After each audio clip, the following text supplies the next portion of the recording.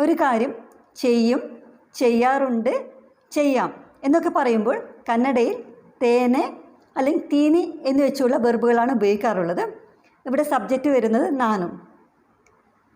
ഇത് ഞാൻ പലവട്ടം പറഞ്ഞിട്ടുള്ളതാണ്, പക്ഷേ പിന്നെയും തെറ്റുകൾ വരുന്നതുകൊണ്ടാണ് ഒരു വീഡിയോ കൂടി ചെയ്യാമെന്ന് വെച്ചത്. അപ്പോൾ ശ്രദ്ധിച്ച് കേൾക്കണം. ഇവിടെ ഞാൻ പറയുന്നത് നാനു എന്ന സബ്ജക്റ്റ് വരുമ്പോഴുള്ള വെർബുകൾക്കുള്ള മാറ്റമാണ്. അപ്പോൾ അവൻ എന്ന് പറയുമ്പോഴും അവളെന്ന് പറയുമ്പോഴും അവർ എന്ന് പറയുമ്പോഴൊക്കെ ഈ വെർബുകൾക്ക് മാറ്റം ഉണ്ടാകും. അത് നമുക്ക് പിന്നീട് നോക്കാം. ഇപ്പോൾ ശരിക്കും മനസ്സിലാക്കിയാൽ മതി. ഞാൻ എന്ന സബ്ജക്റ്റ് വരുമ്പോൾ തേനെ അല്ലെങ്കിൽ തീനി വെച്ച് ഈ വെർബുകൾ അവസാനിക്കും. എപ്പോഴൊക്കെ? ചെയ്യും, ചെയ്യാറുണ്ട്, ചെയ്യാം എന്നൊക്കെ പറയുമ്പോൾ. ഞാൻ രാവിലെ 5 മണിക്ക് ಎഴുന്നേൽക്കും. ನಾನು ಬೆಳಿಗ್ಗೆ 5 ಗಂಟೆಗೆ ಏಳುತ್ತೇನೆ. ഞാൻ ಬೆಳಿಗ್ಗೆ രാവിലെ, ಬೆಳಗ್ಗೆ എന്ന് പറയാം അല്ലെങ്കിൽ ಬೆಳಿಗ್ಗೆ എന്ന് പറയാം. 5 ಗಂಟೆಗೆ 5 മണിക്ക്. ഗണ്ടകെ എന്നുള്ളതിന് ഗണ്ടകെ എന്ന് പറയരുത്, ഗണ്ടകെ എന്ന് തന്നെ വേണം പറയാൻ. ഏഴുത്തേനെ എഴുന്നേൽക്കും. സംസാര ഭാഷയിൽ ഏഴ്ത്തേനെ എന്ന് പറയാം. ലു എന്നുള്ളത് ഇൾ എന്നായി മാറും. ഏഴ്ത്തേനെ. ഞാൻ സ്നാനം ಮಾಡ್ತೇನೆ. ഞാൻ കുളിക്കും. സ്നാന മാടുത്തേനെ. മാടു ഉ സൗണ്ട് ഇ സൗണ്ടായി മാറും. അതായത് ഡു എന്നുള്ള ഡ എന്നായി മാറും. ಮಾಡ್ತೇನೆ. ചാ കുടിത്തേനെ. ചായ കുടിക്കും. ചായ എന്നുള്ളതിന് ശരിക്കുള്ള വാക്ക് ചഹ എന്നാണ്. സംസാരിക്കുമ്പോൾ ഹ സൈലൻ്റ് ആകും. അപ്പോൾ ച എന്ന് മാത്രം പറഞ്ഞാൽ മതിയാകും. കുടിയുത്തേനെ. കുടിക്കും. അപ്പോൾ അവിടെയും സംസാരിക്കുമ്പോൾ യാ സൈലൻ്റ് ആകും. അപ്പോൾ നമുക്ക് പറയാം കുടിയുത്തേനെ. ചാ കുടിയുത്തേനെ. അപ്പോൾ കുളിച്ചതിന് ശേഷം ചായ കുടിക്കും എന്ന് പറയണമെങ്കിലോ നന്തറ എന്ന വാക്ക് ചേർക്കാം, ആമേലെ എന്നുള്ള വാക്ക് ചേർക്കാം, ಮತ್ತೆ എന്നുള്ള വാക്ക് ചേർക്കാം. അപ്പോൾ സ്നാന ಮಾಡಿದ ನಂತರ ನಾನು ചാ കുടിത്തേನೆ. കുളിച്ചതിന് ശേഷം ഞാൻ ചായ കുടിക്കും. സ്നാന ಮಾಡಿದ ಮೇಲೆ ചാ കുടിത്തേನೆ. കുളിച്ചതിന് ശേഷം ചായ കുടിക്കും. സ്നാന ಮಾಡ್ತೇನೆ ಆಮೇಲೆ ചാ കുടിത്തേನೆ. കുളിക്കും, പിന്നീട് ചായ കുടിക്കും.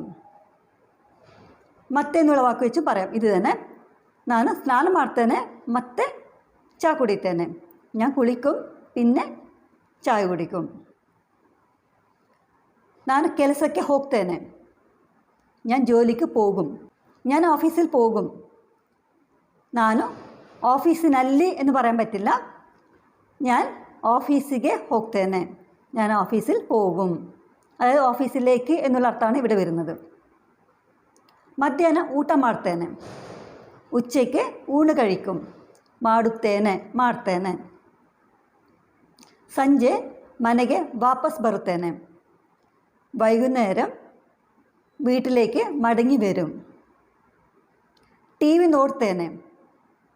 ടി വി കാണും. ಮಲಗುತ್ತೇನೆ. 10 ಗಂಟೆಗೆ ನಾನು ಮಲಗುತ್ತೇನೆ. 10 മണിക്ക് ഞാൻ കിടക്കും. ഉറങ്ങും എന്നാണെങ്കിൽ നിദ്ര ಮಾಡ್ತೇನೆ അല്ലെങ്കിൽ നിദ്ര ಮಾಡ್ತೇನೆ. ഉറക്കം എന്നുള്ളതിന് നിദ്ര എന്ന് പറയാം അല്ലെങ്കിൽ നിദ്ര എന്ന് പറയാം. അപ്പോൾ ഇവിടെ ശ്രദ്ധിച്ചല്ലോ, ഓരോ വാക്കും തേനെ വെച്ചാണ് അവസാനിക്കുന്നത്. ഈ വാക്കുകളൊക്കെ തീനി വെച്ചും പറയാം. അതായത് ഏಳುತ್ತೇನೆ, ഏಳುತ್ತೀನಿ. സ്നാന ಮಾಡ್ತೇನೆ, ಸ್ನಾನ ಮಾಡ್ತೀನಿ. ಕುಡಿಯುತ್ತೇನೆ, ಕುಡಿತೀನಿ. ಹೋಗುತ್ತೇನೆ, ಹೋಗ್ತೀನಿ. ಊಟ ಮಾಡ್ತೇನೆ, ಊಟ ಮಾಡ್ತೀನಿ. ನೋಡ್ತೇನೆ, ನೋಡ್ತೀನಿ. ಮಲಗ್ತೇನೆ, ಮಲಗ್ತೀನಿ. ನಿದ್ದೆ ಮಾಡ್ತೇನೆ, ನಿದ್ದೆ ಮಾಡ್ತೀನಿ. ಇಲ್ಲಿ ಗಮನಿಸಿದ್ರಲ್ವ, ಮಲಯಾಳಂದಲ್ಲಿ ಪ್ರತಿಯೊಂದು ವರ್ಬ್ ಕೂಡ ಶಬ್ದದಲ್ಲಿ ಕೊನೆಗೊಳ್ಳುತ್ತದೆ. ಅಂದರೆ എഴുന്നേൽക്കും, കുളിക്കും, കുടിക്കും, പോകും, വരും, ഉറങ്ങും, കിടക്കും ಅಲ್ವಾ. ಇನ್ನು ನಿಮ್ಮ ಹತ್ರ ಯಾರಾದರೂ ಬಂದು ನಿಮ್ಮ ಹ್ಯಾಬಿಟ್ ಬಗ್ಗೆ ಕೇಳ್ತಾರೆ.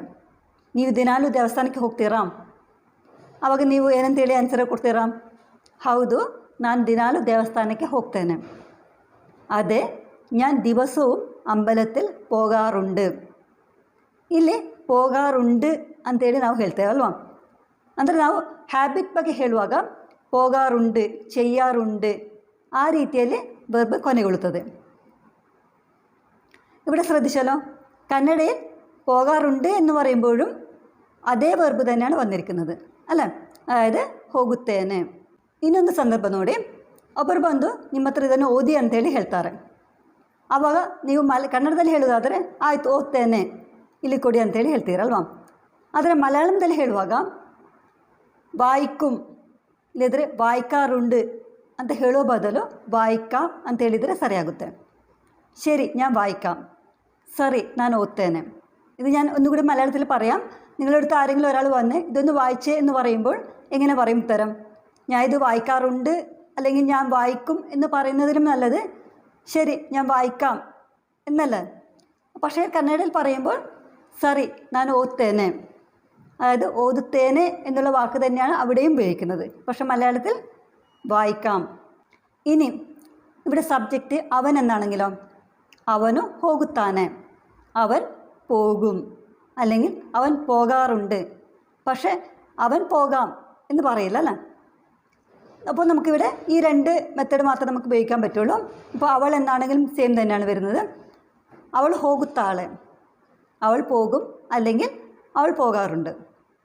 അവർ ಹೋಗುತ್ತಾರೆ, അവർ പോകാറുണ്ട് അല്ലെങ്കിൽ അവർ പോകും. ನಾವು ಹೋಗುತ್ತೇವೆ, നമ്മൾ പോകും അല്ലെങ്കിൽ നമ്മൾ പോകാറുണ്ട്. നീನು ಹೋಗುತ್ತಿ, നീ പോകും അല്ലെങ്കിൽ നീ പോകാറുണ്ട്. നിങ്ങൾ പോകും അല്ലെങ്കിൽ നിങ്ങൾ പോകാറുണ്ട് എന്ന് പറയണമെങ്കിൽ ನೀವು ಹೋಗುತ್ತೀರಿ. അപ്പോൾ ഇന്നത്തെ ക്ലാസ് മനസ്സിലായി കാണുമെന്ന് വിചാരിക്കുന്നു. എന്തെങ്കിലും സംശയം ഉണ്ടെങ്കിൽ കമൻറ്റ് ചെയ്യൂ. Thank you.